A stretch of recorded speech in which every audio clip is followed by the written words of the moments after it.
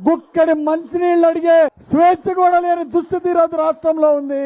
ఒక ఎస్టీ మహిళ సామునీబాయి మంచినీళ్లు అడిగితే మాచర్ల నియోజకవర్గంలోని వాటర్ ట్యాంకర్ తో తొక్కించి అతి దారుణంగా చంపించాడు వైసీపీ నాయకులు. ఇది ఏం దుర్మార్గమని అడుగుతా ఉన్నాం. అలాగే మాచర్ల నియోజకవర్గంలో బీసీ యాదవ్ సోదరుల్ని ఈ దుర్మార్గపు ఎమ్మెల్యే పిన్నెల్లి రామకృష్ణారెడ్డి అతి కిరాతకంగా బీసీ యాదవ్ సోదరుల్ని నరికిచ్చాడు.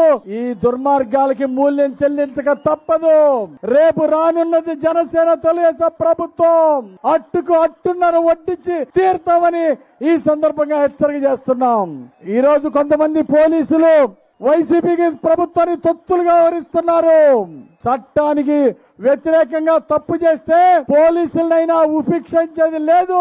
రేపు చంద్రన్న ప్రభుత్వం పేదల రాజ్యం రాబోతుందని ఈ సందర్భంగా తెలియజేస్తా ఉన్నా.